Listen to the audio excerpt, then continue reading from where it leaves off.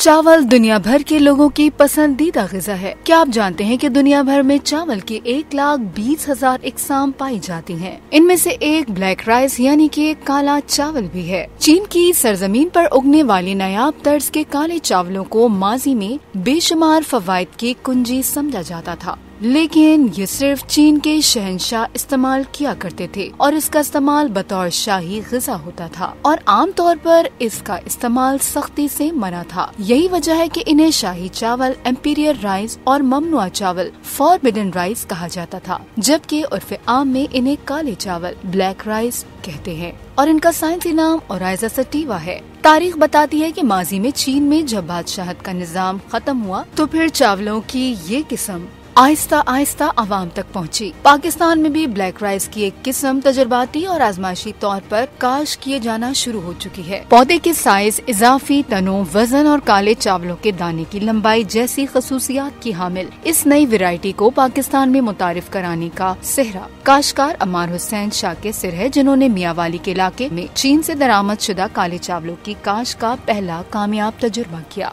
ये नायाब काले चावल एशिया में चीन के बाद बांग्लादेश, इंडिया, वियतनाम और जापान के अलावा मशरिक़ वुस्ता के मुमालिक में ग़िज़ाई इस्तेमाल की वजह से मशहूर हो रही हैं। इन चावलों में सफेद चावल की निस्बत ज्यादा ग़िज़ाइयत, एंटीऑक्सीडेंट और कम शुगर वाली ग़िज़ाई खसूसियात पाई जाती हैं, जबकि अरब मुमालिक में चावलों की मांग के पेश नज़र काले चावल इम्पोर्ट करने वाले वो पहले पाकिस्तानी हैं।